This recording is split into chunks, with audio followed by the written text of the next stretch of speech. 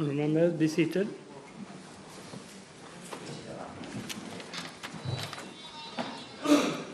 Honourable members, before we proceed with the questions, I have an announcement to make. Earlier today, after considering the point of order raised by the Honourable Minister of Information Technology, Communication and Innovation, at the last sitting to the effect that Dr. the Honourable Umia had uttered the words, "You are a disgusting liar," to the address of the Dr. the Honourable Minister of Health and Wellness, I ruled that these words were objectionable and invited the Honourable Umia to unconditionally withdraw the objectionable words and to tender his apologies to the House. The Honourable Umia declined to unconditionally withdraw the objectionable words and to tender his apologies to the House, and instead he stated that he maintains the words he had uttered to the address of the Honourable Minister. Notwithstanding my ruling, I consider that the decision of the Honourable Member to maintain the words he had uttered constitutes a gross misconduct and therefore leave the matter in the hands of the House for any action it deems appropriate. Thank you. Honourable Juman. B1004. Mr. Speaker, sir, before proceeding further, allow me to offer my most sincere condolences to the families and close relatives of the 6 Hajis who passed away in Saudi Arabia during this holy pilgrimage of Hajj 2023. From preliminary information communicated by the Hajj mission in Saudi Arabia, 4 of the Hajis passed away due to national death. 1 Haji passed away due to acute myocardial infarction, and 1 Haji passed away due to heart failure. With regard to the question, I'm informed by the Islamic Cultural Center that the following Hajj mission officers have performed Hajj for the first time, and they are as follows. Mr. N. Juman, Mr. Please, A. Can you please don't mention names? Okay. Initials. Mr. N.J., Mr. A.R., Mr. A.O., and Mr. R.K. Mr. Speaker, sir, I wish to point out that Hajj missions in I wish to point out that mission officers in Hajj missions play an important role in assisting and facilitating the pilgrimage experience for Hajj pilgrims. Some general responsibilities of field officers are as follows. They provide guidance and support to the pilgrims throughout their spiritual journey. They ensure that pilgrims understand and follow the religious and safety guidelines and protocols. They handle the logistics of the pilgrims and pilgrimage, including transport and accommodation. They manage the movement of pilgrims between various locations. They are responsible for the well-being of the pilgrims, particularly in terms of health and safety. They assist the medical services when needed. They may act also as mediators or facilitators in resolving any dispute or conflicts that may arise amongst pilgrims themselves in a peaceful and fair manner. Moreover, some general responsibilities for other inspectors forming part of the Hajj mission is to conduct safety inspection of structures such as hotels, accommodation facilities, and public buildings. Mr. Speaker, Honourable Minister, let me join the Honourable Minister to express my deepest sympathy to the 6 family which lost their Hajis. Honourable Minister, listening to your reply, nearly 60% of the field officers are performing Hajj for the first time. Among them, one Mr. A.O. applied with 3 members of his family for Hajj visas in March 2023 and granted immediately. Most of the other field officers are... Excuse me, I'm coming to the question. I'm coming. I'm on my feet. Yes. This is a supplementary question that you intend to ask the Minister. You know the definition of supplementary question. It's to ask for clarification. So ask your clarification directly. Don't make any statement or any debate. Can you do that? Try. Try. I will try. Mr. Speaker, most of the other field officers are staying with their family there. They are not assisting Hajis. I'm telling, out of the 6 field officers, 4 of them are staying away with their families, not assisting Hajis. Can I know, Honourable Minister, what are the criteria to appoint field officers and to form part of the Hajj missions, and who approved the Hajj missions? Mr. Speaker, sir, there is no strict conditions or criteria set in terms of selection of the Hajj mission or its composition. Generally, and it's customary that part of the Hajj mission is comprised of board members, as is in the present case, and other officers, for example, who are medical practitioners or interpreters that will help Hajis perform their pilgrimage. So we have followed the same practice as has been the case for several years now.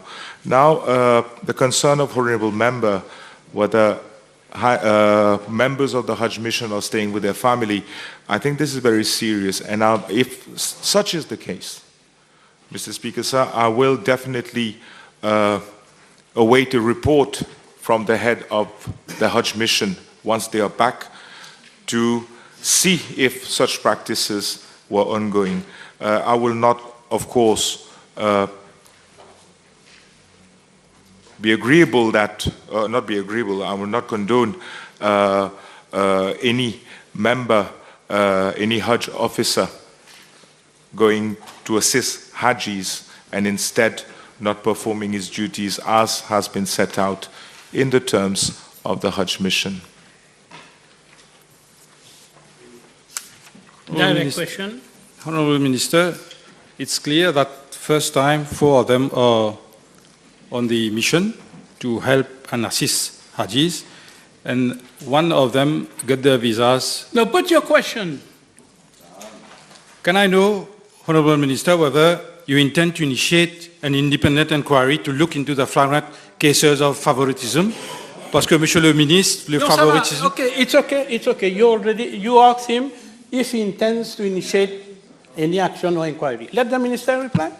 I've just mentioned, Mr. Speaker, sir, that I will await a report, as is the case for previous Hajj missions, a report from the head of the mission to apprise the ministry, to apprise myself as the minister of how the Hajj pilgrimage and the Hajj mission performed their duties and what were the hiccups, what were the challenges and difficulties. So on that basis, of course, once we have something in hand, we have a report, we'll be able to decide whether there needs to be an inquiry or not.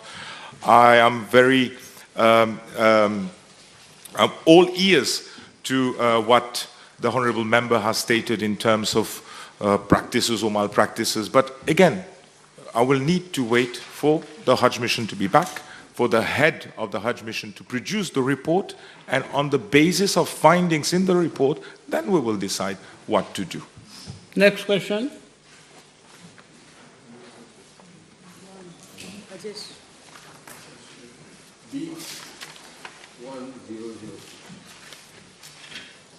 Mr. Speaker, sir, one of the objectives of the horse racing division of the Gambling Regulatory Authority is to promote public confidence in the integrity of the horse racing industry in accordance with Section 15A1 of the Gambling Regulatory Authority Act. Moreover, Section 15C1S4 of the Gambling Regulatory Authority Act provides that the Horse Racing Committee shall procure laboratory services for testing equine blood, urine, and other samples, that is, pre-race, post-race, and out-of-competition testing. I am informed that there are 3 types of tests done by the Horse Racing Division to ensure that horse racing is fair, clean, and free from corruption or malpractice, namely pre-race sampling, post-race sampling, and out-of-competition testing, also known as random control test. Pre-race sampling involves testing all horses participating in a race meeting at least 2 days prior to that race meeting. Post-race sampling, on the other hand, involves sampling of all winners and also random testing on the day following the race. Out-of-competition testing is any doping control not done on a race day or prior to a race day, but at any time during a race horse's career, from the time of registration as a racehorse or the commencement of training until the time of final retirement from racing. With regard to part A of the question, the total random control tests effected so far for the horse racing season 2023 stood at 575. In addition, the number of tests conducted by the horse racing division in 2023 is as follows: 763 pre-race sampling tests from all runners, 214 post-race sampling, which includes 21 random control tests, 564 out-of-competition testing, that is random control tests, 177 blood tests, and 377 hair tests. Regarding part A1 of the question, all samples sent for testing this year returned negative except for one hair test, which returned positive with clenbuterol, which is a prohibited substance. Concerning part A2 of the question, the total number of tests conducted up to now for this racing season is 1,531, involving a total cost of Mauritian rupees 13.7 million, out of which Mauritian rupees 5.4 million has been incurred on random control tests. With respect to part B1, all equine samples are analyzed at Quantilab, which is accredited following the requirements of ISO 17025 and International Laboratory Accreditation Corporation, ILAC, G7 since 2008. In relation to part B2 and 3, the Chief Executive Officer of Quantilab, Mr. Bertrand Bedeux, FAORC, FOSC, is a professional member of the Association of Official Racing Chemists, AORC, and ex-executive board member of the association. Mr. B. Bedeux serves on the International Federation of Horse Racing Authorities, IFHA, Advisory Committee as the AORC's delegate for doping control. He has also organized doping control conferences in Mauritius, Uruguay, and Dubai, and has been nominated to organize upcoming conferences in Hong Kong in 2023 and Melbourne. Quantilab analyzes primary A samples for 17 equine racing jurisdictions worldwide. Since 2009, Quantilab has served as a referee laboratory for France, Belgium, Switzerland, Italy, and Oman for the analysis of referee B samples. With regard to part C, following the one test which was found positive for clenbuterol, the concerned trainer was charged for contravening Rule 65.1 of the Rules of Racing. He was fined by the Board of Stipendiary Stewards the sum of 250,000 rupees, and the concerned horse was suspended from competition for a period of 6 months.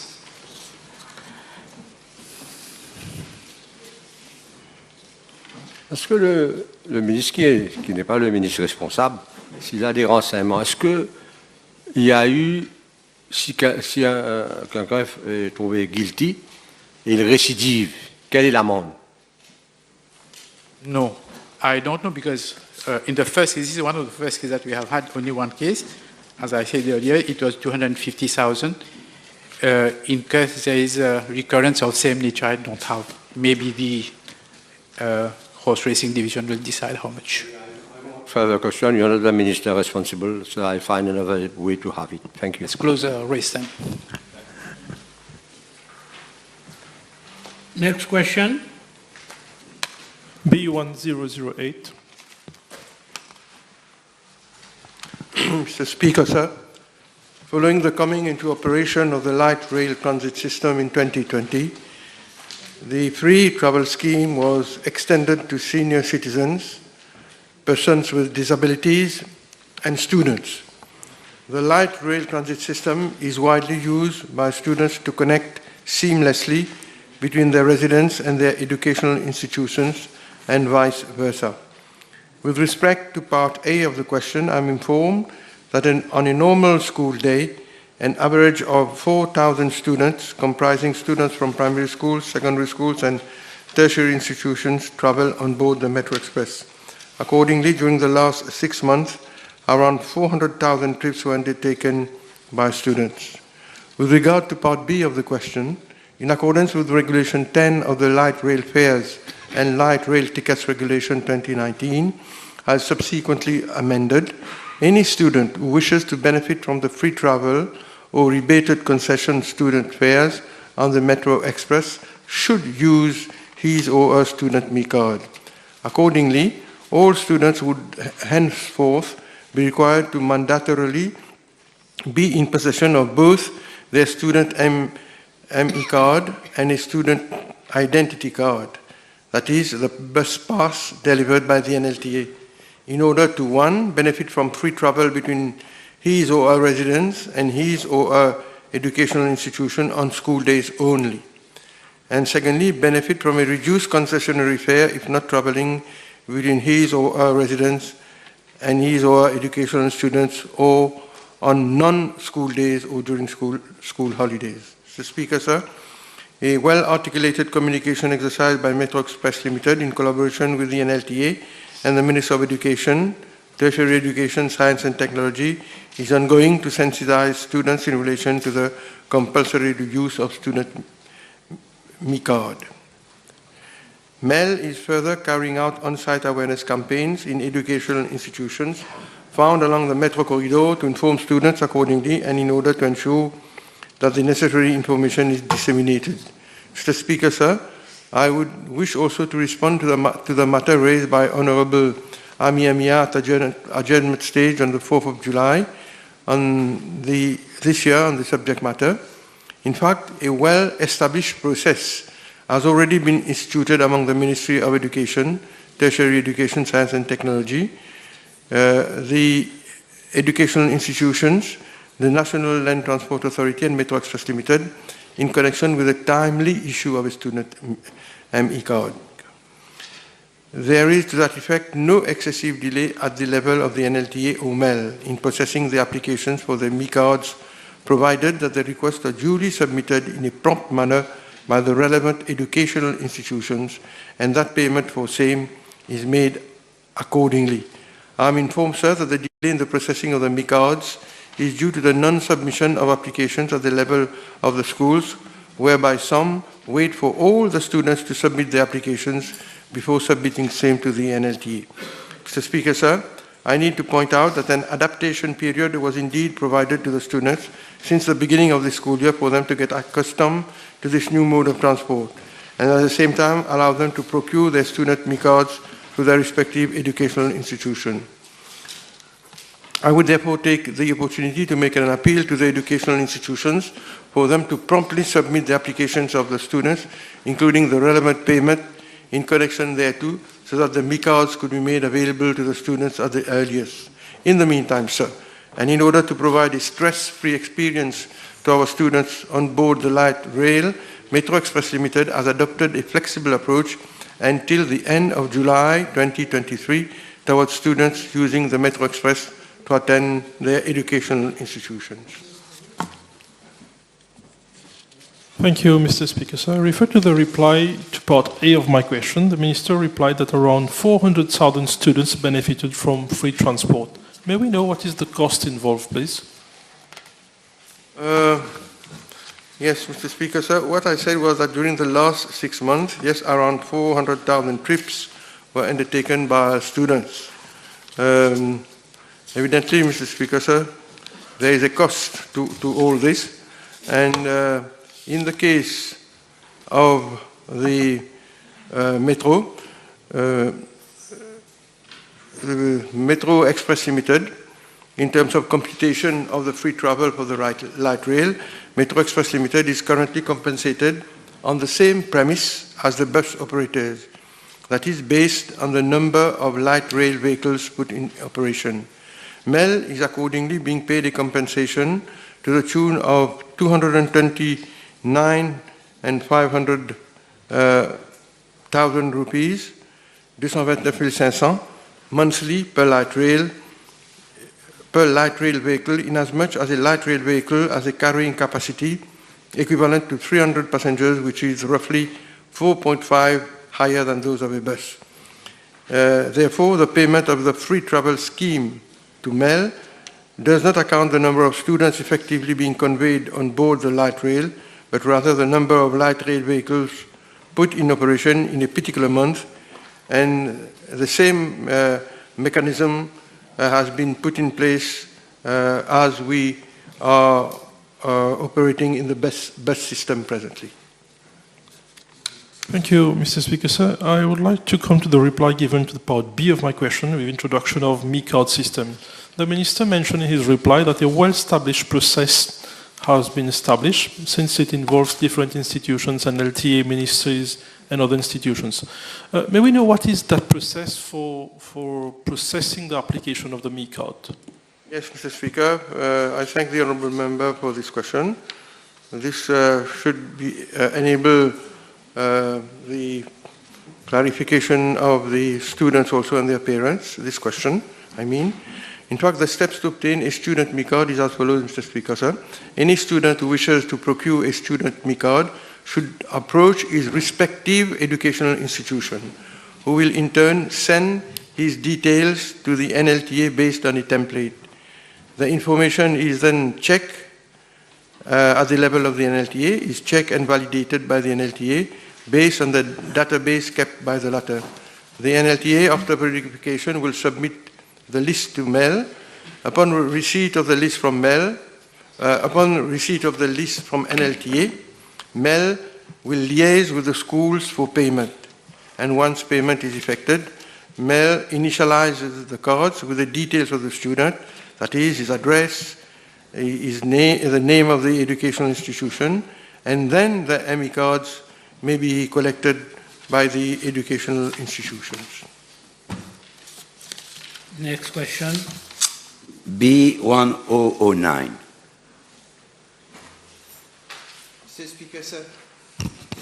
Night duty coverage has been recommended since the publication of the PRB report 2008 report, as well as in the subsequent PRB reports 2013, 16, and 2021.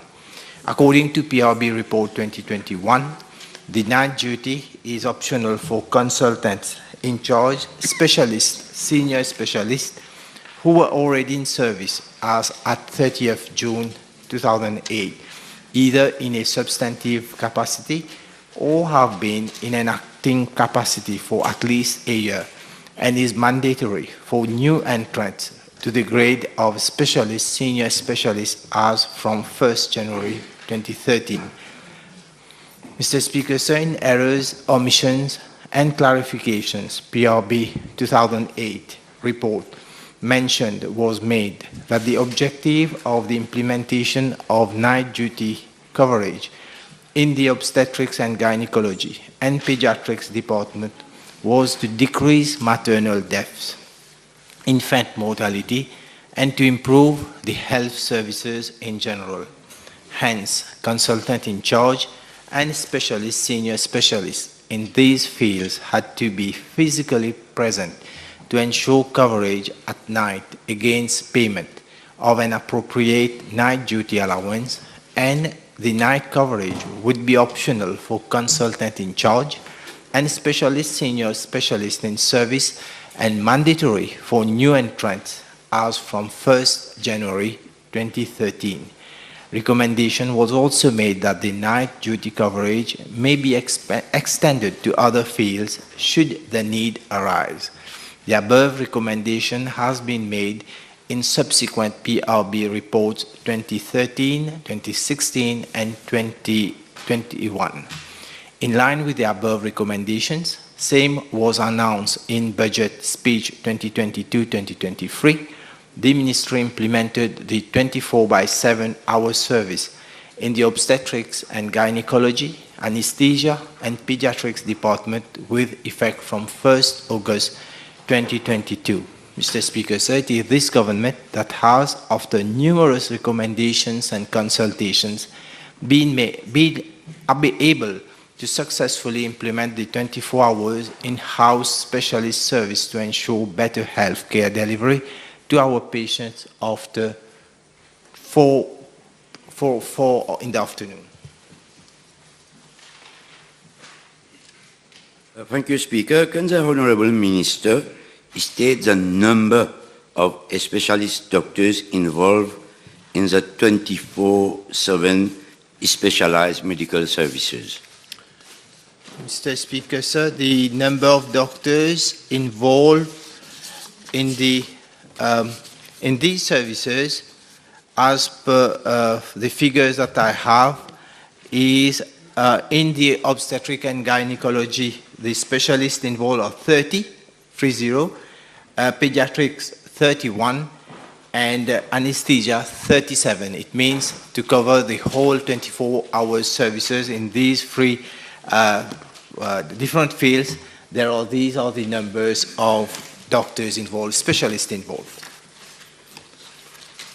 Yes, thank you, Speaker. Can the Minister inform the House how check and balances is being done to ensure that the services are available in different hospitals? Mr. Speaker, sir, one of the indicators that these services are appropriate and efficient would be especially in terms of number of medical negligence, alleged medical negligence that we would be going to have. So this service is implemented since 1 year.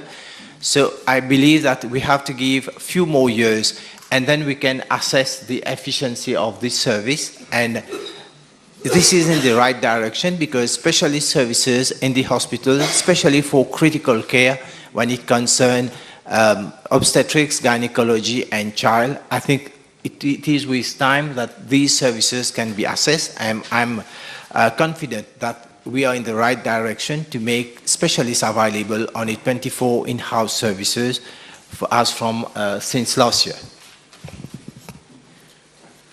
The table has been advised that PQB 1013, 1016, 1021, 1023, 1024, 1030, 1034, 1042, 1055, 1061, 1066, 1067, 1072 have been withdrawn. Next question. Minister Tantan.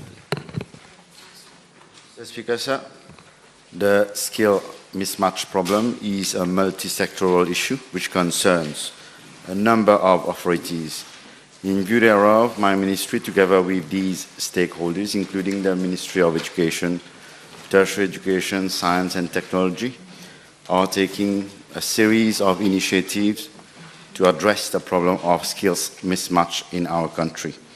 These includes the labour market being carried out annually by the National Employment Department of my ministry to, above all, collect information and determine the labour market needs and expectation of employers.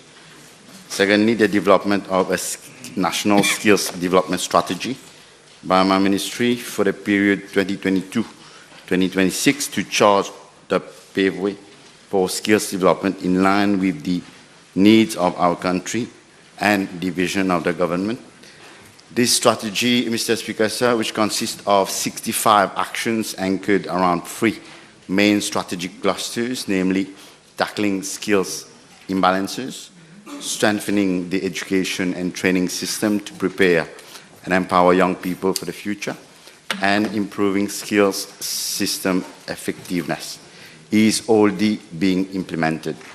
In fact, Mr. Speaker, sir, a steering committee comprising of business merchants and high-level officials from both the private and public sectors has been set up to ensure the successful implementation of this strategy.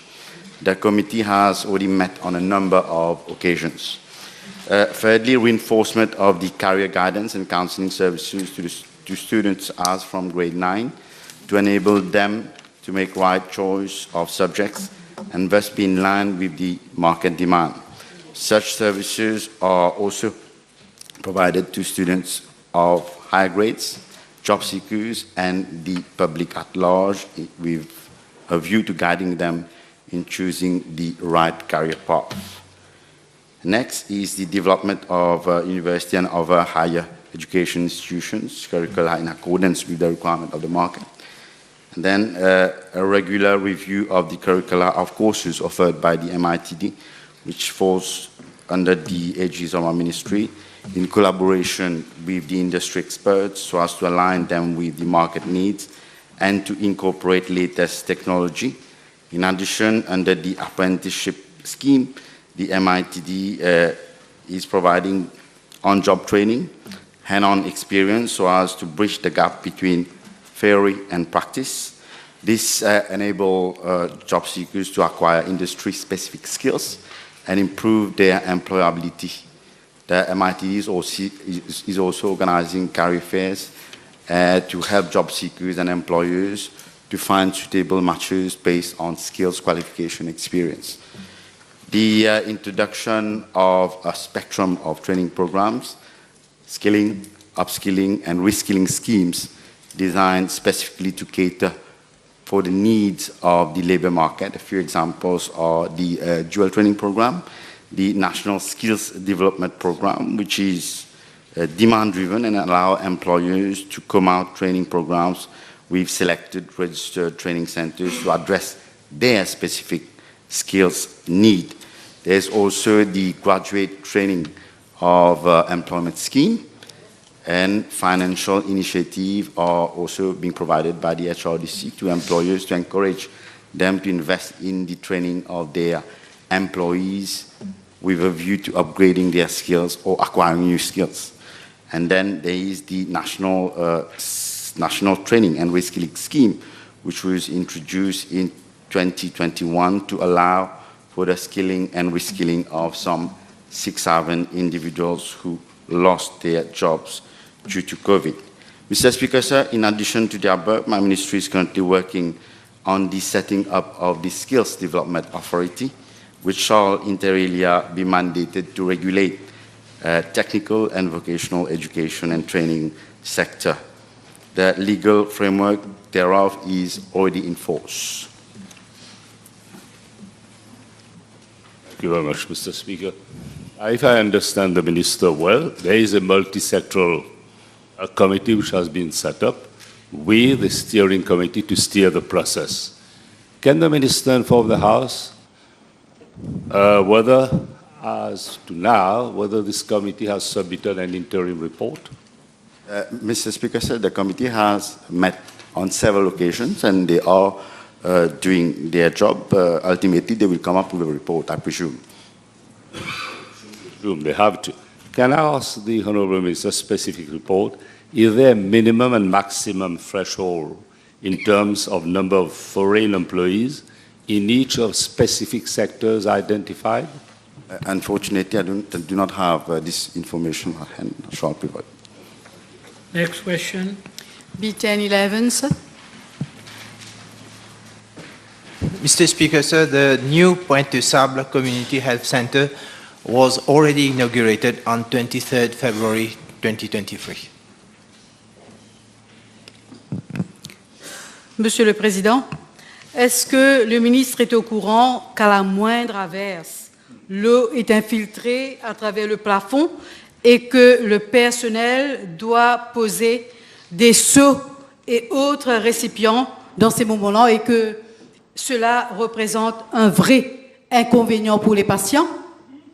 Mr. Speaker, sir, if these conveniences would have been reported to the responsible officer, obviously ministry will take action on the water leak getting into the building.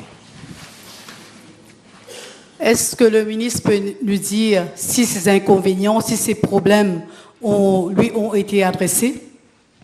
Mr. Speaker, sir, if we have not received the complaint yet, how do we address these issues? Next question. Next question. You already had two supplementary. B1012. Mr. Speaker, sir, I am informed by the National Children Council that there are currently 20 children from vulnerable families of the region who are enrolled at the Bejutombo Child Daycare Center. This center is manned by 7 qualified and registered caregivers. As regards to the second part of the question, Mr. Speaker, sir, I am informed that the last upgrading works concerning the children's bathroom and restrooms was carried out during the period of September last year to June this year. La ministre peut-elle informer, la ministre est-elle informée des multiples lacunes constatées dans cette garderie, telles que l'absence de certificat d'incendie, l'absence de lit? No, wait. You said, I didn't hear your question. Whether the minister can confirm. Inform. No, you don't have the right to put this kind of question. You can't ask a minister, confirm this. This is No, not I a didn't court say of law. confirm, I said inform. This is not a court of law where you ask, this kind of question. Yeah, she's not a lawyer. This is Parliament. Okay, rephrase your question. Alors, la ministre est-elle au courant de multiples lacunes constatées dans cette garderie, telles que l'absence de certificat d'incendie, l'absence de lit, l'état déplorable de la petite cour, l'absence de jardin d'enfants? No, this is not. You can't. You are entitled for a supplementary question. Don't be tricky with your question. Don't be demagogical. You put a question to ask clarification on one piece of answer that the minister has given. Please, try to do it. There's no wrong. I continue, okay? Continue what? What are you going to continue? A list? You cannot ask first, confirm this list. Now, second, you take the whole list. Then the minister could give you a reply like, come with a substantive question. What you do? I'm helping you.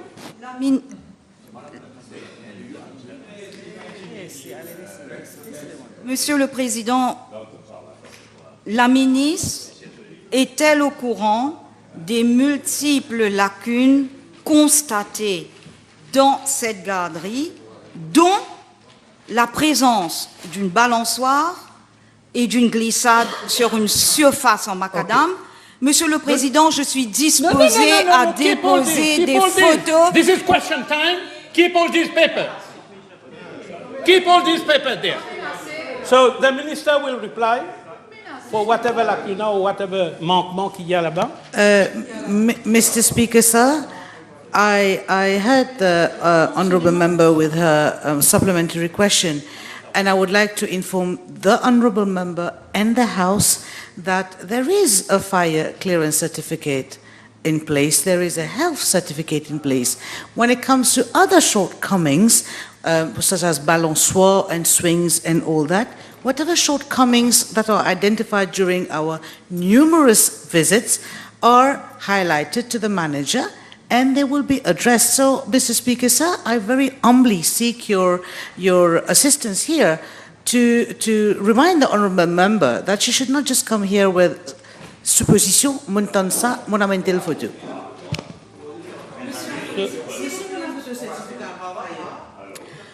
La ministre peut-elle indiquer à la Chambre pourquoi cette garderie n'a pas de officer in charge? Very good question. Pardon? This is a good question. Mr. Speaker, sir, I don't have the information in front of me, but I would like to again. So, next question. B1014. Mr. Speaker, sir, I'm informed that the National Development Unit has awarded a contract for the implementation of the construction of a jogging track near football ground, Mill, project on 17 March 2022 to Sotrabic Limited under its framework agreement for amenities for an amount of 6.9 million rupees. The scope of works comprises clearing of the site, cutting and filling for land leveling, construction of a jogging track of a width of 2.5 meters over a length of 140 meters, provision of French drains, construction of a masonry retaining wall over a length of approximately 145 meters, provision of a green space over an area of approximately 400 square meters, provision of benches, provision of heavy-duty galvanized chain link fencing, and provision of one pedestrian gate. Mr. Speaker, sir, I'm further informed that the works were scheduled to start on the 31st March 2022 and expected to be completed by 28th July 2022. However, delays were encountered due to several factors, including the topography of the land in that region and the unforeseen site conditions, which became known only upon clearing of site, namely the uneven ground level with considerable difference in level, necessitating a large volume of cut and fill and the construction of retaining walls, and the presence of an earth canal along the boundary wall on the right-hand side of the football ground within the alignment of the proposed jogging track, and the adverse weather condition in that region. Also, the unavailability of some materials on the local market. In fact, officers of the NDU had several meetings with all stakeholders concerned, including my honorable colleague, on these difficult site conditions, following which the scope of work have had to be revised. And I'd say this opportunity to thank Honorable Danu for facilitating these meetings and coming up with an agreed scope of work which has ultimately allowed for realizing the project. Mr. Speaker, sir, I'm now advised that as at date, around 75% of the works have been completed, and the project is now expected to be completed by end July 2023. That is in a few days. Thank you, Mr. Speaker, sir. Can the Honourable Minister confirm if the design for the jogging track has remained the same?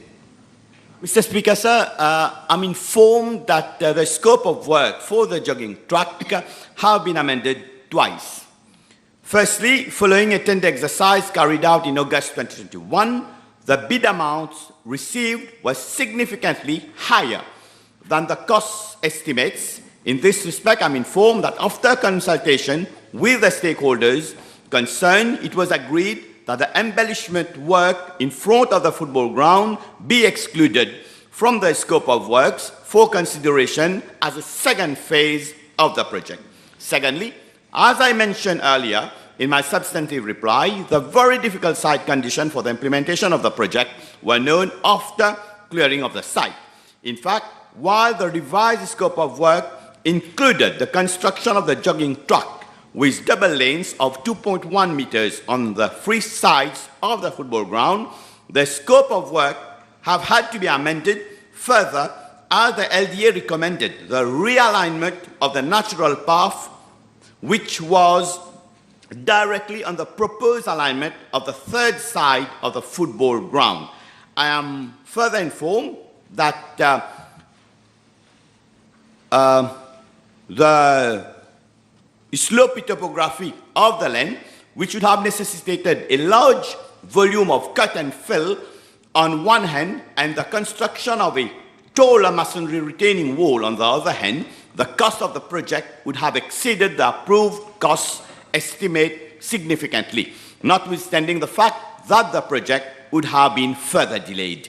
However, I wish to reassure the honourable member that both the embellishment work and the construction of the jogging track on the third side of the football ground will be carried out as the second phase of the project to be implemented during the financial year 2023-2024, as proposed during the site meeting held on the 6th September 2022 in the presence of the LDA. I'm informed that on the third side of the construction of a double lane for the jogging track could be envisaged. In his reply, the Honourable Minister mentioned about the embellishment and parking space, and he has mentioned about the phase 2. Can we know when will the works be started and be completed?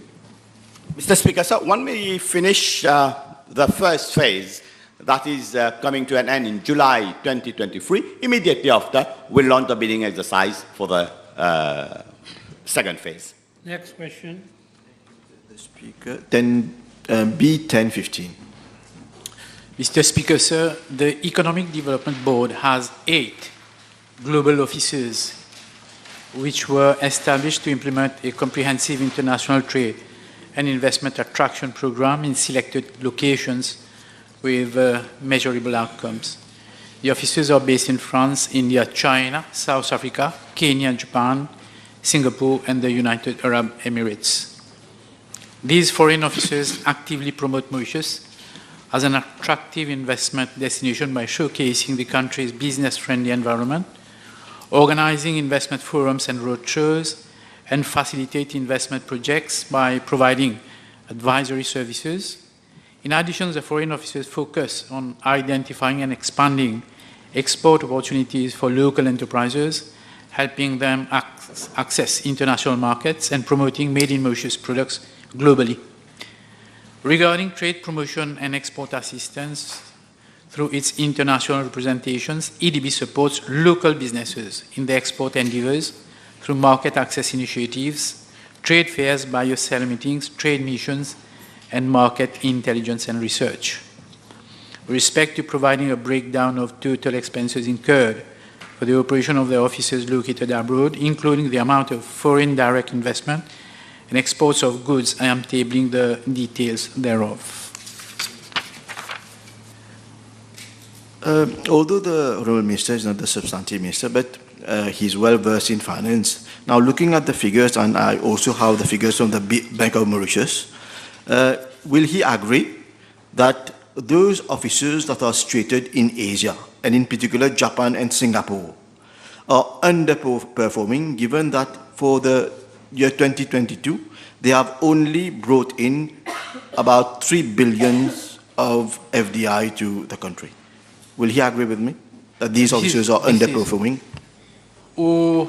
From the table that I have, it's revealing to note that the FDI for Japan and Singapore for year 2022, that is calendar year, January to December, for Japan and Singapore it's nil, whereas with export of goods, it's 613 million for Japan and 633 million for Singapore. I thought, again, looking at the figures from the Bank of Mauritius, will he agree that sector-wise, the officers are underperforming, given that out of 27 billions of FDI, 15 billions come from non-performing sector, namely the real estate?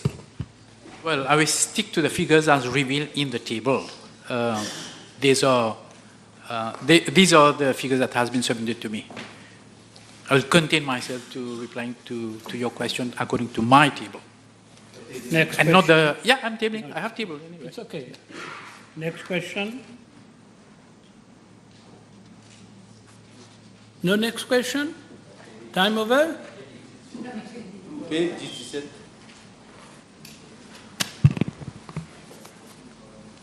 Is that Honorable Nakedi?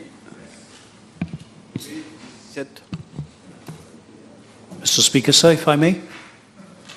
The new Social Living Development Limited has, in line with government's vision for an inclusive Mauritius, ensured that all facilities, to the extent possible, be provided to cater for beneficiaries who suffer from a disability.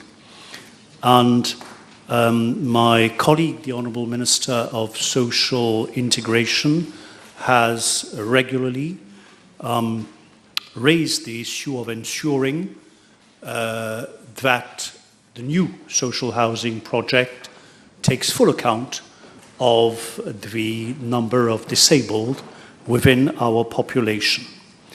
Now, I'm given to understand by the NSLD that in line with international norms, 4% of the total housing units within each planned NSLD housing estate will be specifically designed for persons with disabilities and located on the ground floor.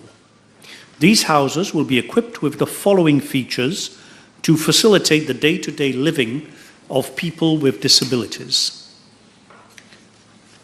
A, accessible entrances with ramps and handrails. B, step-free flooring. C, adapted bathroom and toilets equipped with grab bars. And D, light switches and electrical outlets throughout the dedicated units, reachable for wheelchair users. Moreover, over and above these 4%, I understand from the NSLD that all housing units will provide for A, ramps for access to ground floor units, together with side handrails where relevant. B, all internal doors and bathroom doors be of a minimum of 900 millimeters width, in accordance with the Building Control, Accessibility and Gender Compliance in Buildings Regulations 2017. C, step-free flooring throughout the housing unit on the same floor, including bathrooms and toilets to facilitate wheelchair mobility. And D, the option of converting the bathroom and toilet area to be more disabled friendly by removing the light partition wall, the non-load bearing wall in between bathroom and toilet. Furthermore, the housing estates will also provide for easy access by wheelchair users and persons with disabilities within the compound, such as provision of ramps within public use areas as far as possible. Provision of reserved parking space is also being made for persons with disabilities.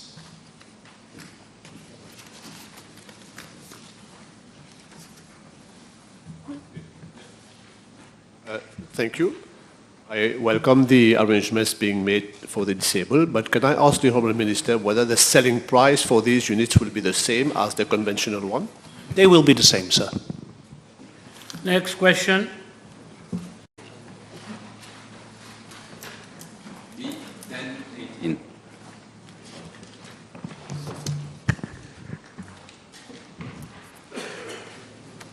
Mr. Speaker, sir, in reply to PQB 523 and PQB 604, I had informed the House at our sittings of 16th and 23rd May 2023 of the delays encountered under the Pai-Gibis Sewerage Project Phase 2 that was awarded to Sino Hydro Corporation Limited by the Wastewater Management Authority.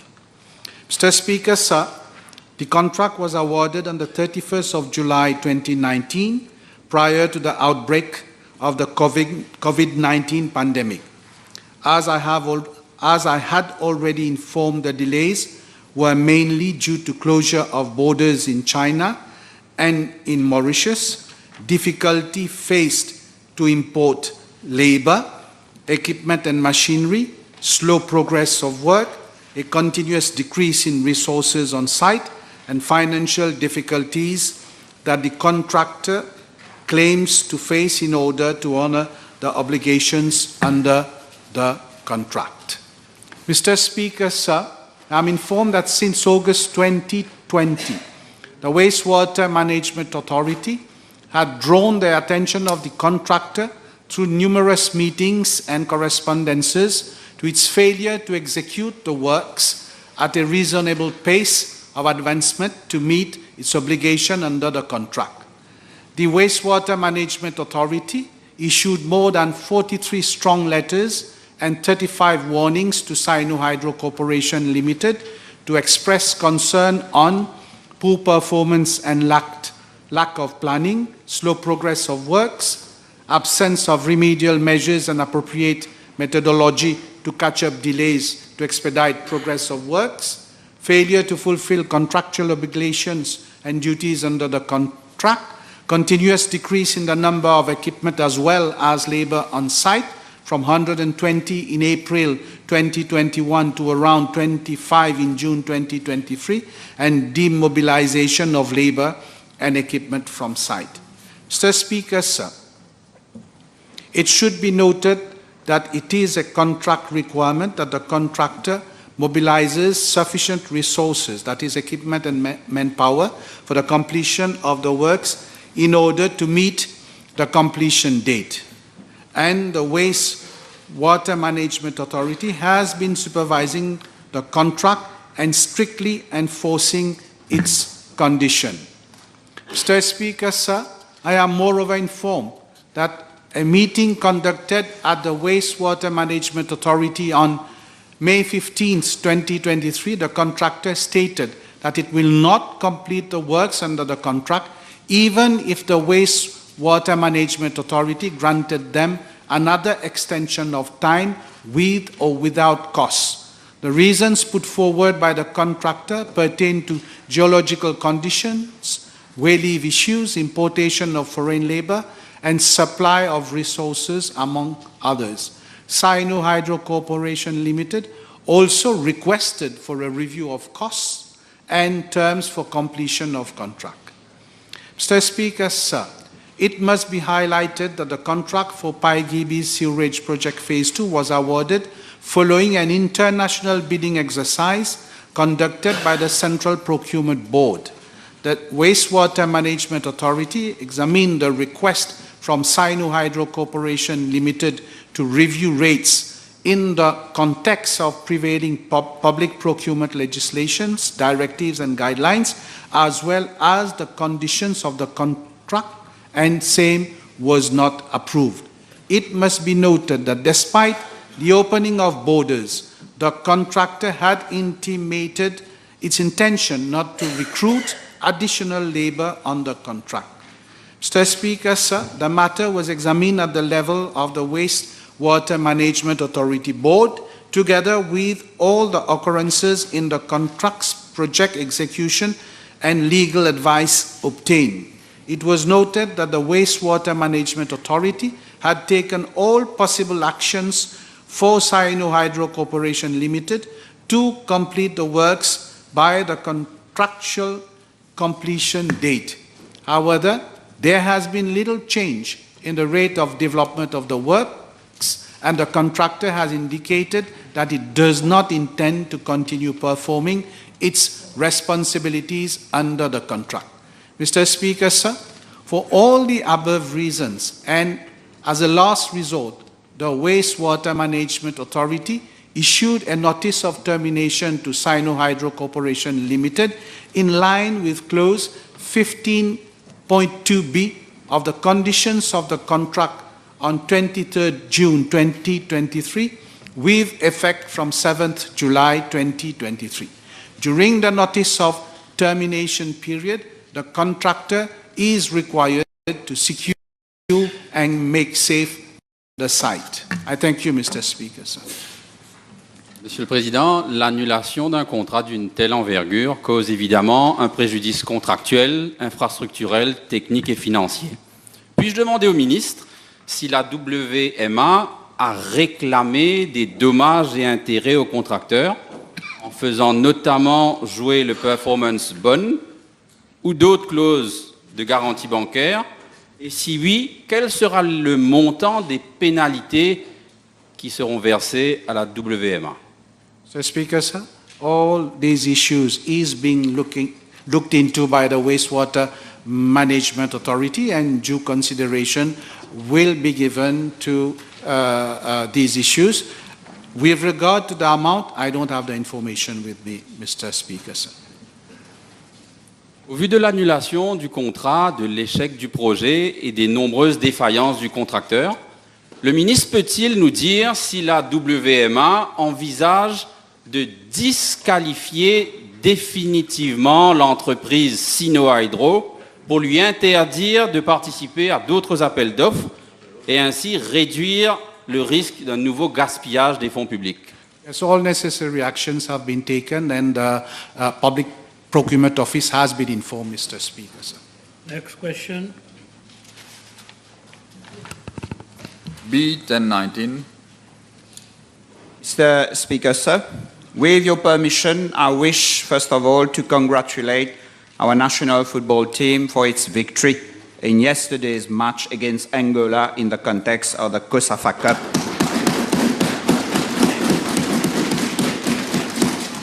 Mr. Speaker, sir, I wish to inform the House that procedures will be completed shortly to reconstitute the Sports Arbitration Tribunal. Mr. Speaker, sir, with regard to Part C of the question, I wish to inform the House that the number of cases pending since January 2019 is 14. Monsieur le Président, c'est un fait reconnu au sein du sport mauricien que ce tribunal d'arbitrage fonctionne au ralenti depuis plusieurs années, faute d'assesseur ou d'un président à plein temps. De ce fait, l'honorable ministre peut-il nous expliquer comment ce tribunal d'arbitrage du sport, qui vient nommer un nouveau président à temps partiel, va cette fois-ci pouvoir fonctionner pleinement, efficacement, pour pouvoir justement résoudre tous les problèmes qui existent. Mr. Speaker, sir, the Sports Arbitration Tribunal has been set up through the Sports Act, and unfortunately, I cannot answer to the honourable member to say that the tribunal will function normally and so on, because it depends on the persons that eventually will form part of the tribunal, because we are waiting for the letter of acceptance. And there are unforeseen circumstances that are beyond my control. Monsieur le Président, puisque la liste des plaintes s'allonge, peut-on savoir de l'honorable ministre, puisque ni le Sports Arbitration Tribunal ni l'Ombudsperson for Sports n'arrivent à régler les conflits au sein des fédérations sportives ou autres litiges au sein du monde sportif dans un délai raisonnable, l'honorable ministre peut-il nous dire s'il envisage d'amender le Sports Act afin d'apporter des solutions rapides pour régler ces litiges? Monsieur le Président, si l'honorable membre ou le monde sportif en général ont des propositions, most welcome. Next question. B1020, sir. Mr. Speaker, sir, in my reply to parliamentary question B237 in 18th April 2023, I informed the House that the RDA is currently undertaking the construction of the East-West connector, which comprises of the following. La Vigie, La Brasserie, Bossonge Link Road, Phase 1, is starting from motorway M1 at La Vigie crossing Phoenix, Plaisance Road, A10 at 16e Mille, and ending at La Marie Road, B102. La Vigie, La Brasserie, Bossonge Link Road, Phase 2, project is starting from La Marie, B102, passing through Arieta, Hollywood, and ending at Pierrefonds. The new road will link Palma Road, B2, and Phoenix Bossons Link Road, B130. And the Ficanflac bypass is starting from Pierrefonds roundabout to end at Ficanflac as phase 3. I also informed the House that with the coming into operation of the La Vigie, La Brasserie, Bossons Link Road, there will be a major relief on the distribution of the traffic between the west, central, south of the region, including between Black River, the motorway M1, and the SSR International Airport. This will improve the level of service, journey time, and accessibility within the town of Cupip, where the main road network is currently fragmented and congested. Mr. Speaker, sir, as regards the request of the honourable member to consider the upgrading of the road from La Marie to Pétrin towards Gangatalau, I'd like to inform the House that this stretch is completely distinct from the La Vigie, La Brasserie, Bochons, Ficanflac project, and it's two different projects. They've got nothing to do with one another. Detail that I've already given to the House. But Mr. Speaker, sir, notwithstanding this fact, it has to be pointed out that the existing B102 road from Lamari to Pétrin, as well as other areas near Gangatalao, are already being upgraded in phases. For example, upgrading works have at several stretches in that region been completed as follows. Firstly, construction of a pedestrian lane along La Marie-Pétrin-Chamonix B102 to the tune of 25 million rupees. Construction of laybys along La Marie-Pétrin-Chamonix Road B102 and Pandit Gosain Road B88 for an amount of 15 million rupees. Third, enlargement of the parking space at the Grand Bassin to the tune of 25 million rupees. Widening of the exit road at the Grand Bassin, namely the Governor's Lane, at the cost of 18 million rupees. Construction of a third lane along the Pandit Chamangiri Gosai Napal Road from Guli to Bois-Chéry for an amount of 65 million rupees. And the extension of the third lane along Pandit Gosai Road again, B88, near CWA Reservoir at Bois-Chéry to the tune of 25 million rupees. In addition, the RDA has in financial year 2022-2023 implemented 2 additional projects along the road, namely reprofiling of the B102 road near Ragavudu for the sum of 5 million rupees by raising the road level to approximately 600 millimeters to prevent accumulation of water, which was disrupting the service connectivity of the road during torrential rainfall. And secondly, resurfacing of the road from Plaine Sophie up to the entrance of Arnaud Dam for the sum of 10 million rupees. However, Mr. Speaker, sir, if the honorable member is referring to the realignment of the road or its enlargement, I wish to inform that government has embarked on a project to look into the development around Gangatalao in a holistic manner, including the setting up of a spiritual park and the possibility of establishing a buffer zone around Gangatalao. In this context, consideration is being given to design and construct a new road to enable road users to bypass the Gangatalao.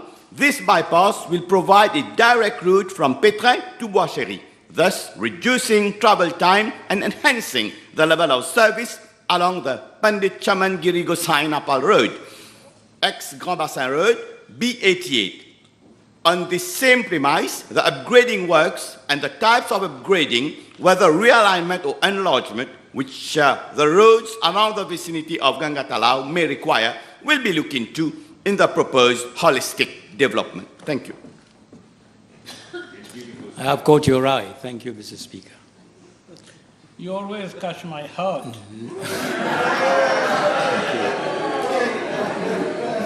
I thank the minister. I thank the minister for the reply.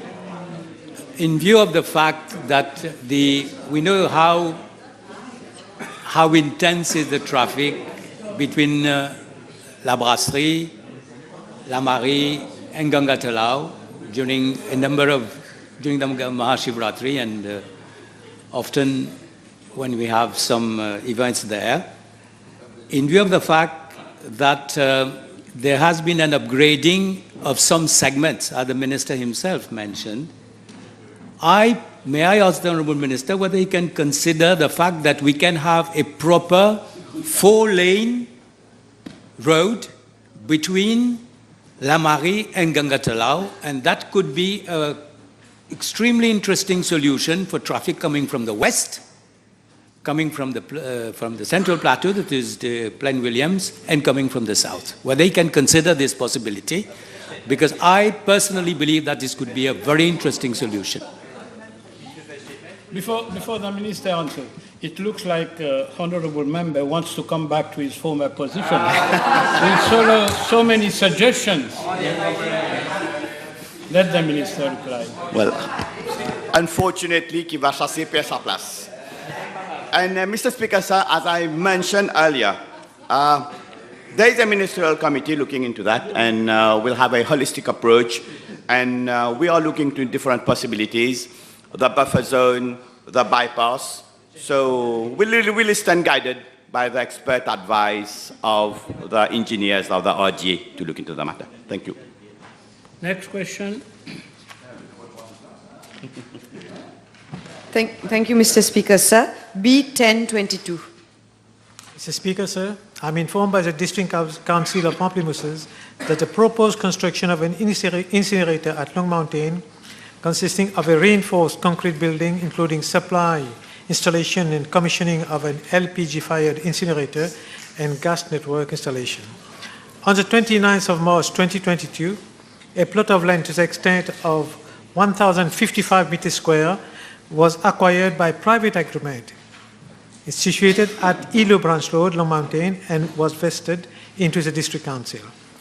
Bids were invited through open national bidding on the 16th of February 2023, but had to be cancelled in accordance with Section 31(2)(b) of the Public Procurement Regulation 2008 due to change in the location in the village of Long Mountain, as it has been observed that during the recent torrential rainfall, the site was in a flood-prone area. A meeting was held on the 17th of April 2023 by the District Council of Pamplemousses with a representative of TerraAgri Limited to discuss the issues. Subsequently, in a letter dated 26th of April 2023, TerraAgri Limited proposed to swap the land acquired to an alternative site in the same locality bordering the Ilo Branch Road. The Council is agreeable to the swapping of the land proposed by TerraAgri Limited, and a request for the swapping has been submitted to the Ministry of Housing and Land Use Planning on the 3rd of May 2023, and a reply is awaited. Mr. Speaker, sir, I wish to inform the House that the bidding document are ready and bids would be invited as soon as the swapping of land would be finalized. The project would take around 12 months to be completed. Thank you, Mr. Speaker, sir. This is a much-awaited project in the region of Long Mountain. Can the Honourable Minister provide further details as to, he mentioned that it's going to take like 12 months. The bidding documents are ready. Any tentative date of completion which can be provided to the House? Sorry, I didn't quite understand. Can the Honourable Minister provide any tentative date as to when the project would be completed? You've just told me 12 months. I suppose it's 12 months from today, I suppose. Next question. Next question, is it Honourable Lobin? You withdrawn? Who is next? 1025. So members should follow their questions. Mr. Speaker, I wish to inform the House that the fully concrete housing scheme introduced in the year 2016 to replace the corrugated iron sheet scheme makes provision for the constructions of a fully concrete housing unit under the Social Register of Mauritius, who are owners of a plot of land or lessee of a plot of state land and are in need of housing support. As at date, a total of 296 housing units have been constructed under this scheme, and the construction of 37 housing units is ongoing. With regards to Part A of the question, I'm informed by the National Empowerment Foundation that the 296 completed housing units have already been delivered to beneficiaries. With regard to Part B of the question, I'm informed that there was that in order to benefit from housing support under the fully concrete housing scheme, so the household should be eligible under the Social Register of Mauritius, be owners of a plot of land or lessee of a plot of state land, have the repayment capacity. I'm further informed that the National Empowerment Foundation does not have a priority list. Applications are entertained as and when the foundation receives the applications. I'm also informed that there are currently 22 SRM eligible households who have made a request for housing support. Out of the 22 households, the construction of 15 housing units has been considered under a new contract to be implemented over the current financial year. The closing date for submission of bids is on 10th July 2023. The remaining applications are currently being processed at the level of the foundation and will be considered in forthcoming tenders to be launched during the present financial year. Mr. Speaker, I wish to add also that the demand for housing support under the FCH scheme is on demand and therefore dynamic. Thank you. Thank you, Honourable Minister.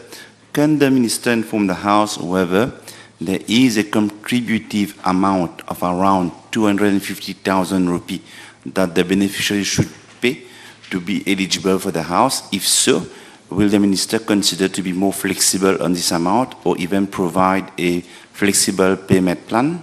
Yes, Mr. Speaker, I must say that government is, we are trying our level best to help the beneficiaries who are under the SRM register.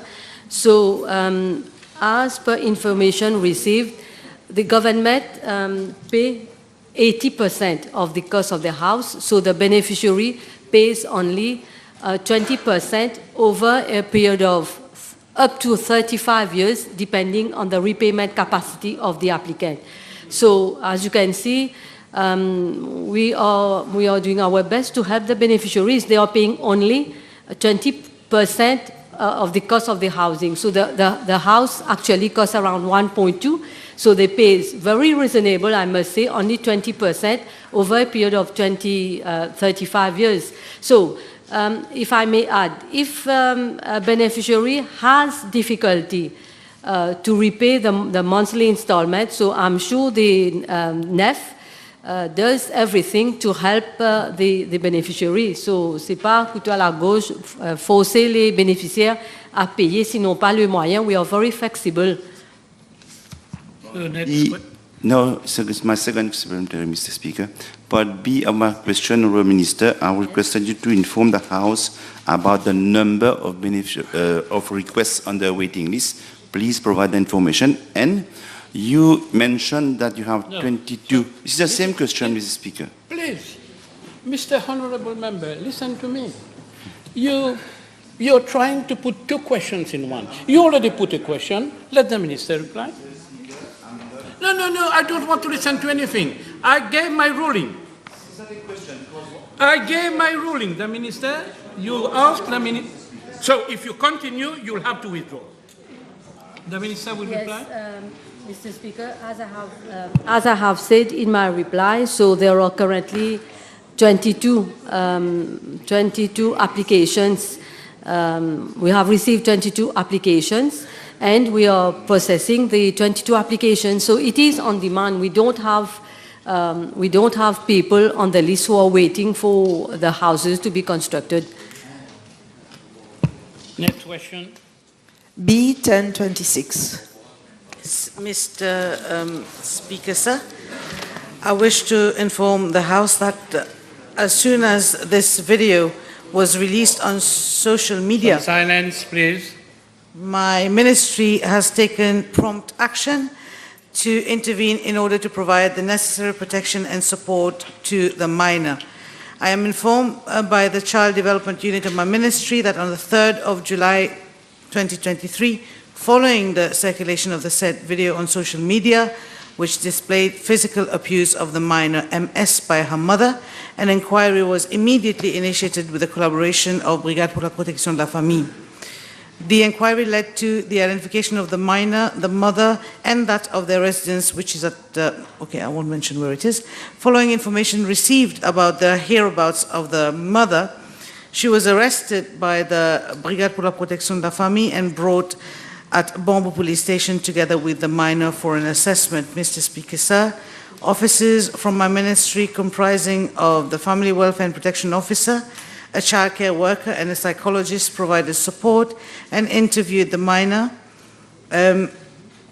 She revealed that on the material date and time, because she was late getting up, her mother assaulted her with a stick, pushed her down and pulled her forcefully by her hair. Subsequently, a statement was recorded from her by the Brigade pour la Protection de la Famille, and a case was reported against the mother. I am also informed that PF 58 was issued to the minor, who was conveyed to the Victoria Hospital for treatment, where she was admitted for a complete medical examination.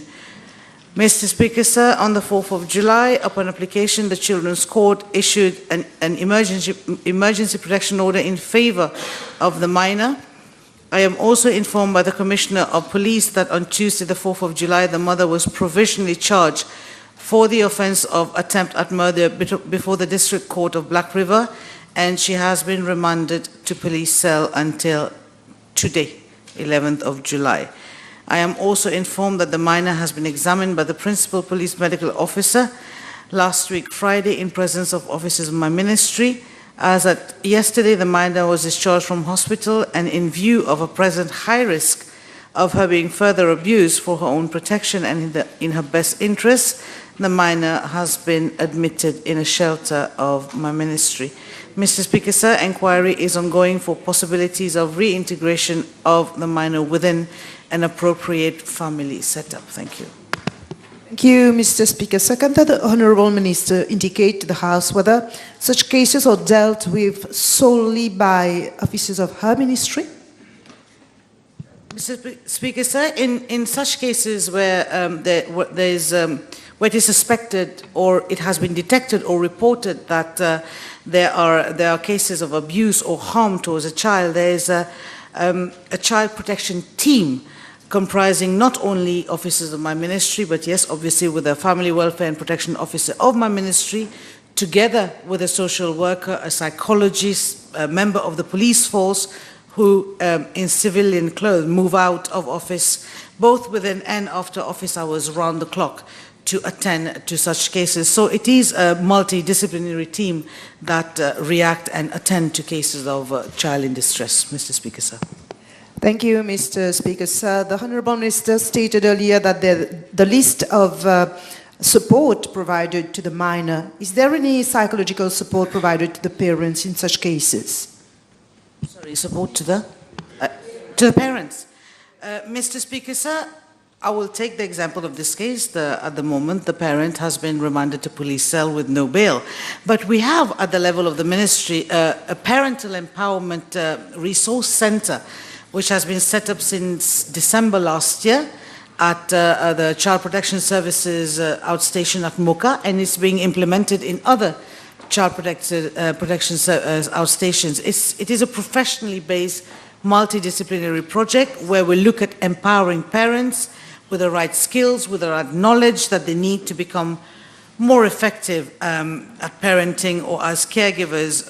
This project also encourages alternative ways of disciplining a child so that we can improve child and parent relationship, as we have noticed in this most recent case.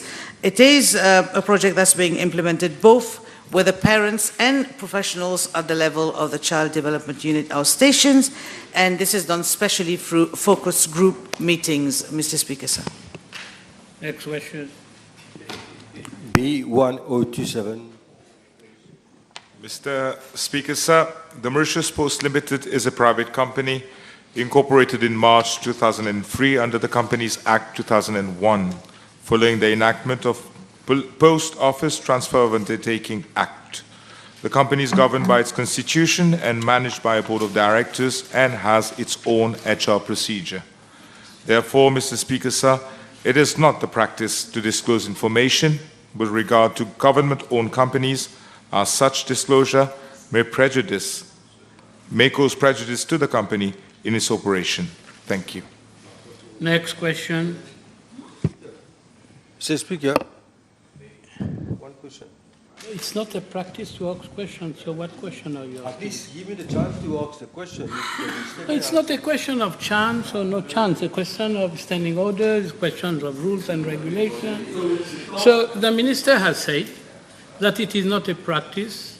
So what can I force the minister now? Minister, what you said is wrong? Can I say that? No, I have already ruled. Next question.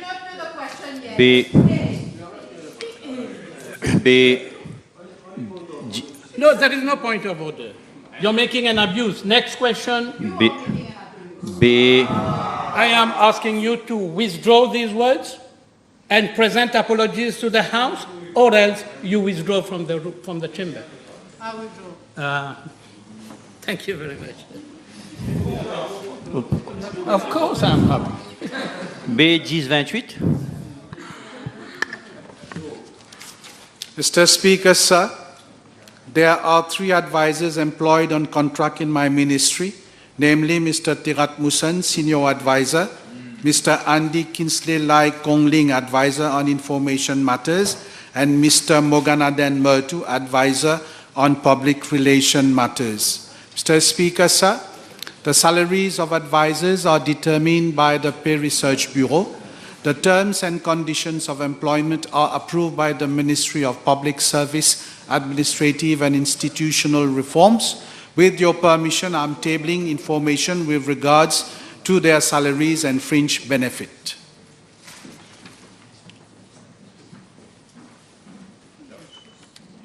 Next question. 1029.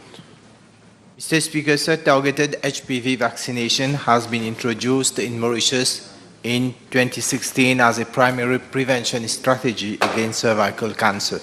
Previously, only girls aged 9 to 15 years were being vaccinated with 2 doses of Cervarix. These vaccination sessions are carried out in school premises during school days by the public health nursing officers under the supervision of a medical officer. Consent of parents are sought prior to vaccination.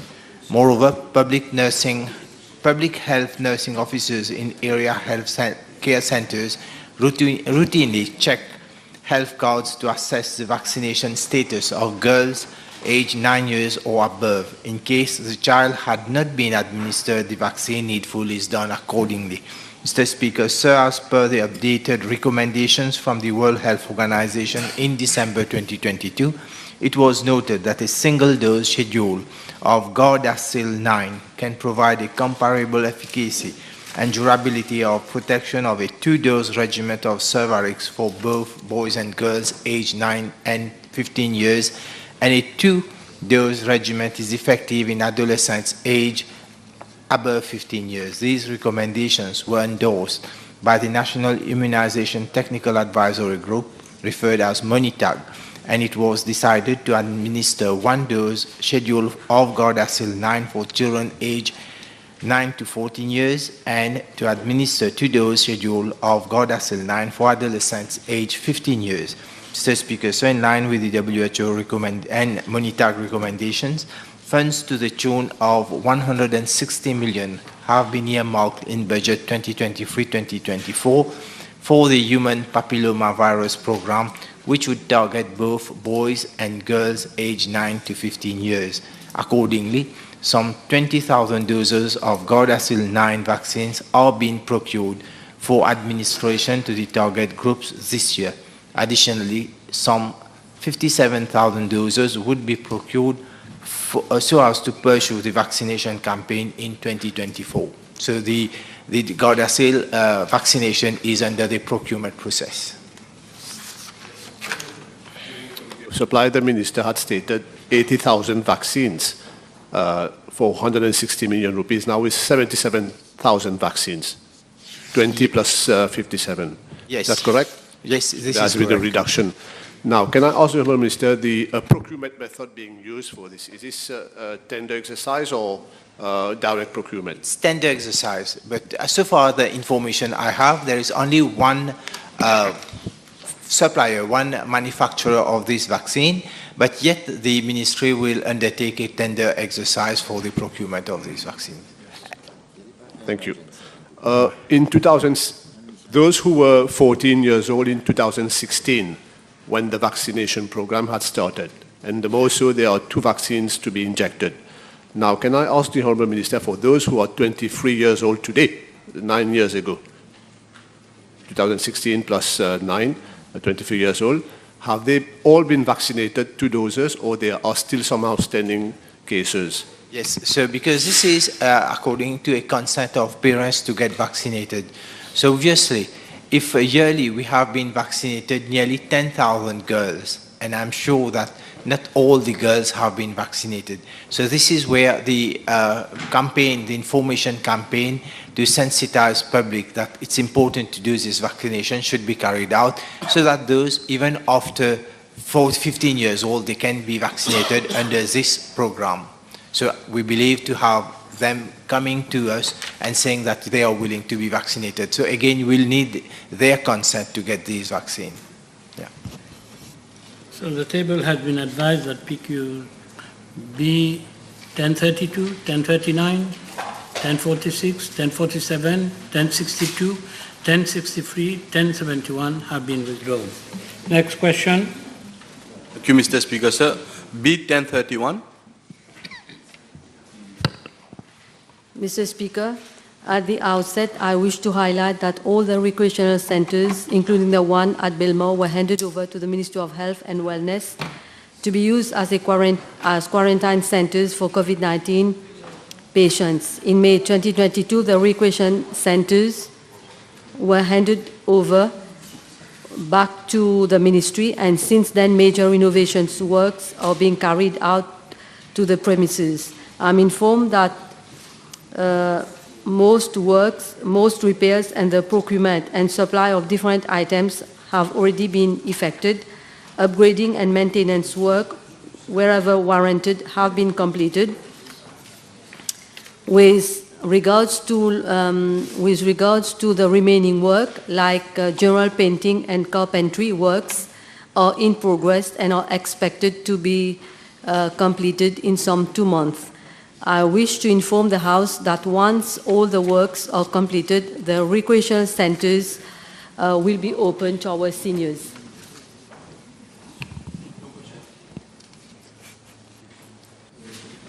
Next question.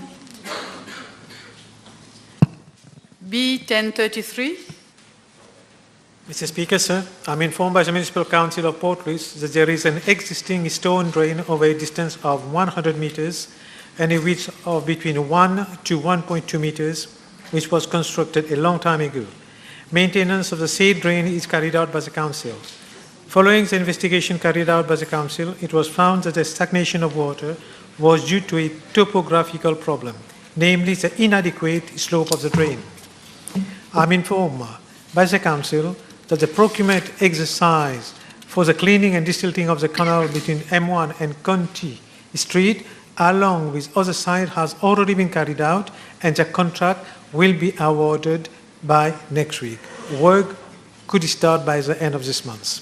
However, there is a need to find a long-term solution to the problem, for which the Municipal Council of Port Louis is seeking the assistance of the Land Drainage Authority. Merci, Monsieur le Président.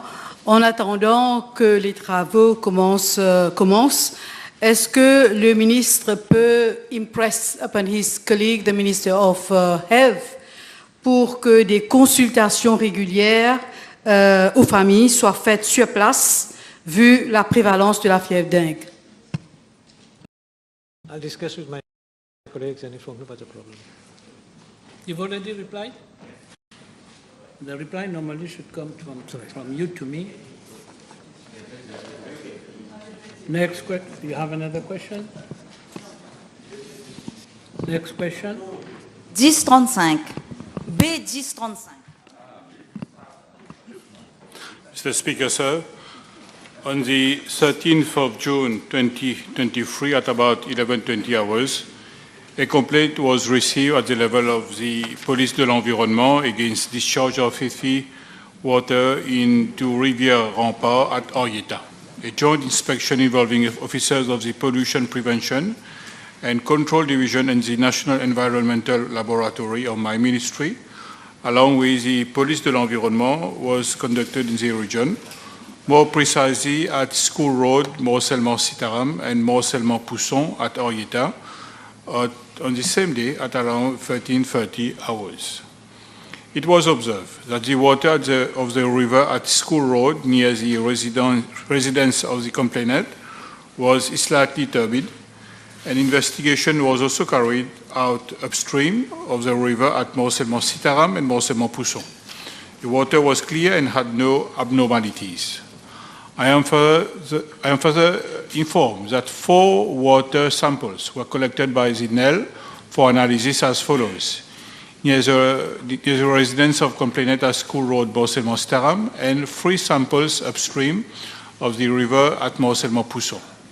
These samples were tested for pH, dissolved oxygen, conductivity, total dissolved solids, temperature, turbidity, total suspended solids, alkalinity, sulfate, chloride, total organic carbon, and aluminium. Mr. Speaker, sir, according to the NEL, the results of analysis showed that all water samples complied with the guidelines for inland surface water quality, except for the sample which was collected next to the complainant house at School Road for 1 parameter, namely total suspended solids. This parameter was 25.8 mg per liter at that location, while the prescribed limit is 10 mg per liter. Further monitoring was conducted by the NEL on the 6th and 7th of July 2023. The previous 4 sampling sites at School Road, Morcellement-Staram, and Morcellement-Pousson were monitored, and additional sampling sites, namely Pont-Ventard, Royal Road, Orietta, Camp Roche, Hollywood, were also included. The results of the analysis showed that the river water samples collected at all sites were compliant to the guidelines for inland surface water quality for all parameters, including total suspended solids. There is no indication of any sewage spill in Rivière Rempart.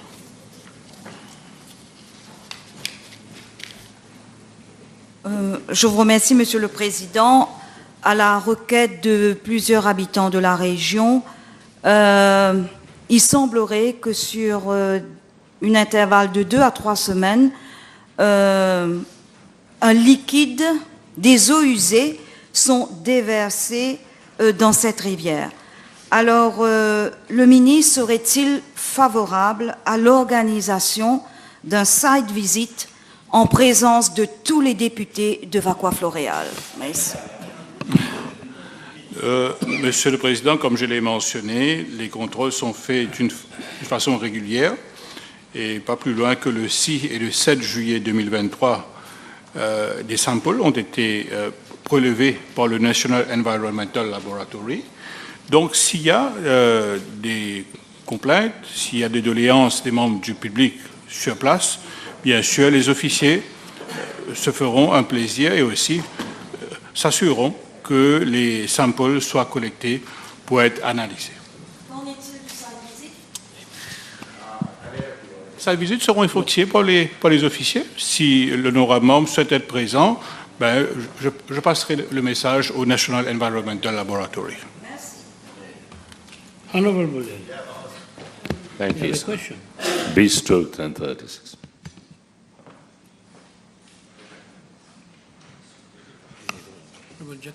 Yes, Mr. Speaker, sir, I wish to inform the House that no online health questionnaires have been devised by my ministry to assess the prevalence of obesity and heart disease.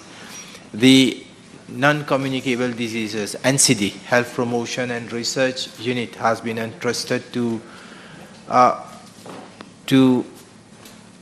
organize surveys, activities pertaining to health checkups. Ministry will stand guided by WHO and international experts on the recommendation, if ever, online surveys on obesity and heart diseases have to be conducted in the future. Can I impress upon the Minister to give sir thought to the setting up of online health questionnaire, because this is the common practice now which is being carried out in the country. Yes. Yes, Honourable Member, I will take it up with the international experts, then they'll come to Mauritius if we can start preparing for international, for online surveys. Next question. B1037, please.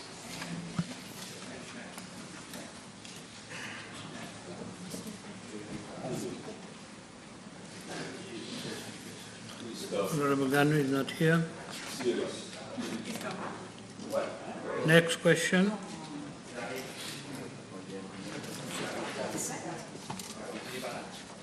So, B1041. Mr. Speaker, sir, I'm informed by the Mauritius Society of Authors, MASA, that on the 25th June 2023, there was one event at Petite Rivière Noire.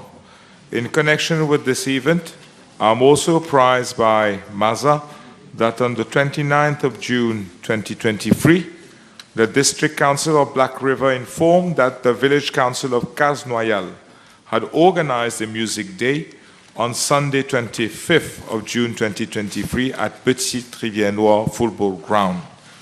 In line with Part 4 of the Copyright Fees Regulations 2020, the District Council of Black River falls under the category of district councils, and the fees applicable to it for the organization of public performance is 30,000 rupees, excluding VAT and processing costs per financial year. I'm also informed by MASA that the applicable fees for the District Council of Black River was paid on the 29th of June 2023. A license bearing reference number MASA/LIC/MDC/006 was issued to the Council for period 1st of July 2022 to 30th of June 2023. However, no surcharge was claimed for late payment. I'm informed by MASA that the surcharge of 10% was duly paid on the 7th of July 2023. Mr. Speaker, sir, furthermore, the MASA has indicated that no individual application needs to be submitted by the Council for each and every event. As such, license covers all activities over a whole financial year extending from the 1st of July to the 30th of June of the ensuing year. Puis-je demander au ministre si cette procédure qu'un conseil de district soit organisateur d'un événement musical sans passer par l'obtention d'un permis de la MASA, est-ce une pratique courante? Mr. Speaker, sir, firstly, I thank Honourable Member for putting this question, because that has allowed us to look into some administrative mishaps at the level of MASA.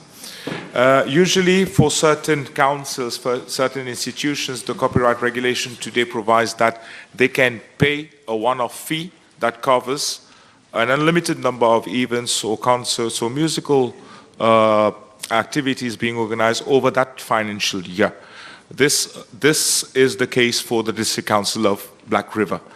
So applying the regulation, there is a 30,000 rupees fee that is payable for a financial year, and during that financial year they are authorized to organize a certain number, not a certain number, but they organize musical activities or other similar events. But what we have noticed is that they did not pay. They have to pay in advance. All the users of work have to pay in advance, which the District Council did not.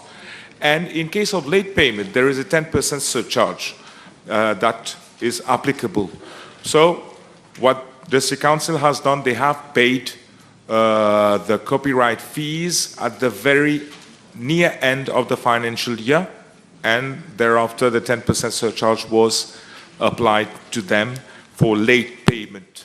But we have on our side, the ministry is investigating on other potential lacunas that may have happened in terms of charging other institutions which are liable for payment for a financial year.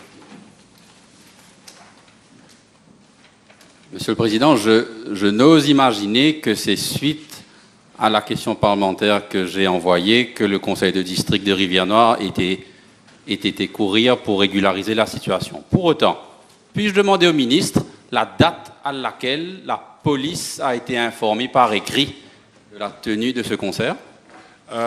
Mr. Speaker, sir, this information unfortunately would not be communicated to the ministry, so we will have to redirect the request to the concerned authorities. Next question. B1043.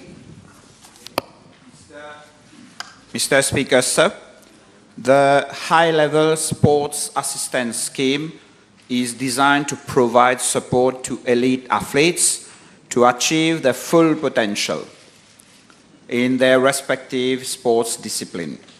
Government aims to create a conducive environment for elite athletes to thrive, enabling them to reach new heights of excellence and proudly represent the Republic of Mauritius on the world stage.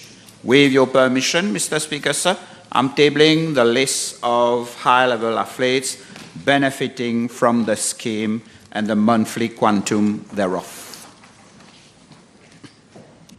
Thank you, Mr. Speaker. Sir, can the Honourable Minister state if he's considering any action to increase the allowances given to athletes? Oui, Monsieur le Président, avec les 2 dernières années de Covid et avec une réduction dans le budget du ministère, donc nous avons diminué l'allocation qu'on donnait aux athlètes. Et je dois encore une fois remercier les athlètes qui ont compris et qui ont fait un sacrifice durant ces 2 dernières années de Covid, vu le budget qui avait été ramené à la baisse. Et dans le budget 2023-2024, yes, it has been announced that we are reinstating the monthly allowance to some 110 high-level athletes to pre-pandemic levels. Et il y aura aussi, additionally, a 15% increase on their allowances. Can the Honourable Minister advise whether he can consider the allocation to be awarded to people practicing the sports in team? Because at the moment, it is only, the allowances are only going towards those practicing sport like en individu. Yes, Mr. Speaker, sir, c'est un fait que pour le moment, le High Level Sports Scheme s'applique seulement au sport en individuel. Très bonne suggestion de la part de l'honorable membre. Je demanderai à mes techniciens de trouver une formule pour pouvoir essayer d'inclure les athlètes qui pratiquent un sport d'équipe tel que le foot, le handball, etc. MP Levin, I call your question. B1037, please. Mr. Speaker, sir, I tender my deepest apologies to you, to the honourable member and to the House. These days I walk at a slower pace, Mr. Speaker. So members of the House would recall that on the 3rd of July 2023, Israel unleashed a major raid on Jenin refugee camp in the Israeli-occupied West Bank. The Israeli airstrikes on the densely populated camp caused the destruction of homes, roads, water, and electricity networks. These attacks were the fiercest in the West Bank since the destruction of the Jenin camp in 2002. They have reportedly led to the death of 12 Palestinians, including 3 children, and at least 120 were wounded. One Israeli soldier was also killed in the military operation. Sir, the government of Mauritius unreservedly condemns such acts of violence. Mauritius has consistently reiterated its support to the 2-state solution with Israel and Palestine existing side by side, and has called for renewed international efforts in accordance with all the relevant United Nations resolutions. In line with the NAM position, Mauritius encourages both parties to find a 2-state solution to the conflict based on relevant UN resolutions and international law, which envisages the establishment of an independent, viable, and prosperous Palestinian state within secure and recognized borders living in peace alongside the State of Israel. So Mauritius sincerely hopes that the realization by the Palestinian people of their right to self-determination and to the independence of the State of Palestine will allow for the stability, prosperity, and development of the country and in the wider Middle East. It is to be recalled that on the 7th of April 2023, the government of Mauritius issued a communiqué restating our long-standing position on the Israeli-Palestine conflict. Thank you. Mr. Speaker, may I ask the Honourable Minister, in view of the continued attacks on civilians in Palestine, is it not high time for the government of Mauritius to take a strong stand and to consider freezing diplomatic ties with Israel, as it has been the case in the past, in 1976 and in 2009? It was the case whereby the Mauritian government, they went on to sever all diplomatic ties with Israel. Is it not high time to send a strong message to the State of Israel? The Speaker, sir, since 2015, there have been around 137 resolutions adopted by the entire UN system, that is the General Assembly and all other specialized agencies of the UN, in relation to the question of Palestine and condemning Israel for its action against the Palestinian people, their property and their ancestral territory. Mauritius has consistently voted in favor of all the said resolutions in all the UN gatherings, Mr. Speaker. So this is the testimony, if there was need of one, of our foreign policy on the question of Palestine. We have always supported all the efforts of a just solution to be found on the Middle East issue. Furthermore, Mr. Speaker, sir, the honourable member, I'm sure, is aware, following the adoption of a United Nations General Assembly resolution December last year, the ICJ has been seized of a request for an advisory opinion on the Israeli practices affecting the human rights of the Palestinian people in the occupied Palestinian territory, including East Jerusalem. I must inform the House, Mr. Speaker, sir, that Mauritius, together with 86 other UN member states, voted in favor of the resolution requesting the advisory opinion of the International Court of Justice. The resolution was passed by the UN General Assembly by a recorded vote of 87 in favor, 26 again, and 53 abstention. To add furthermore, Mr. Speaker, sir, recently, that is a few weeks ago, the non-aligned movement, the NAM, which has a long-standing position supportive of the legitimate cause of Palestine and the Palestine people, met. And the NAM has consistently reaffirmed its support for the just cause of Palestine. A NAM Palestine committee was established as one of the working groups in this organization. It was formed to strengthen the NAM support for Palestinian independence.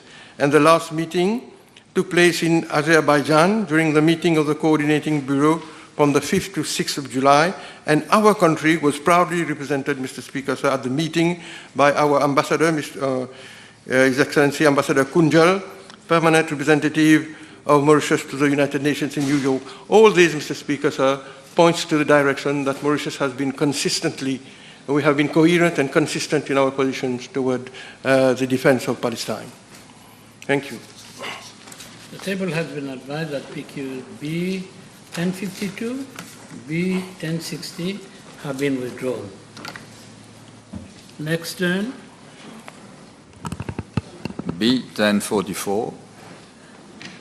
Mr. Speaker, sir, I would like to inform the House that 12 out of competition anti-doping tests have been scheduled, starting from now, prior to the participation of Mauritian athletes to the Indian Ocean Islands Games in Madagascar. There is no indication yet regarding the list of sports disciplines and the athletes concerned gender-wise. I must point out, Mr. Speaker, sir, that the list of athletes selected for testing is confidential in accordance with the World Anti-Doping Agency WADA Code 2015. This measure is implemented to safeguard the integrity of the athletes. Regarding Part B of the question, I would like to inform the House that a total of 83 anti-doping tests were conducted from June 2022 to June 2023. Among these, 30 tests were conducted out of competition, while 53 tests were carried out during competitions. All results are negative. As for part C of the question, the budget allocated for anti-doping matters for the current financial year, that is 2023-2024, amounts to 700,000 rupees. Thank you. Donc, Monsieur le Président, la section 7 du Sports Act 2016 stipule que the National Sports Federation shall arrange for appropriate regular doping control on its licensees. Après avoir écouté la réponse du ministre, on peut déduire que la liste des disciplines et leurs athlètes sont engagés dans les prochains Jeux des îles à Madagascar et qui devront effectuer des contrôles antidopage n'ont pas été effectués à ce jour. Et d'après mes informations, il y a eu un contrôle sur les haltérophiles qui a eu lieu. Honorable Member? Yes. Put your question. Your foundation. Est-ce que l'honorable ministre est au courant que lors d'un contrôle antidopage aux compétitions qui a eu lieu vendredi dernier, en ce qui concerne les haltérophiles, un des haltérophiles sélectionnés a quitté les lieux, c'est-à-dire le camp d'entraînement, avant même de se faire tester. L'honorable ministre est-il au courant de cet état de choses? Monsieur le Président, de deux choses. La liste des disciplines et des athlètes ne peuvent pas être publiées. Justement, sinon l'athlète va se sauver ou il va prendre des précautions. C'est pour cela que j'ai dit, quand j'ai dit « there is no indication yet regarding the list of sports disciplines and the athletes concerned », cela ne veut pas dire qu'il n'y a pas de liste. Cela veut dire que la liste ne peut pas être rendue publique. C'est une stratégie. Deuxièmement, je demanderai à l'honorable membre de bien vouloir vérifier ces informations, puisque ce qu'il est en train de dire n'est pas correct. J'ai reçu la même lettre anonyme, cher ami, et je peux vous dire qu'il n'en est pas question. Il n'y a jamais eu de test prévu pour vendredi, et donc s'il n'y a pas eu de test pour vendredi, il n'y a pas eu d'athlète qui s'est sauvé. Next question.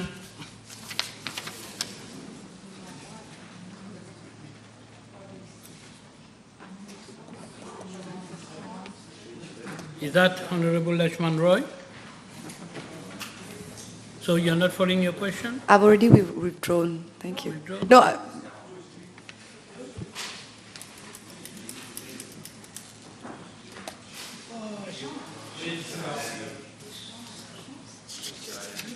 So let me suspend the sitting for 30 minutes. Wait.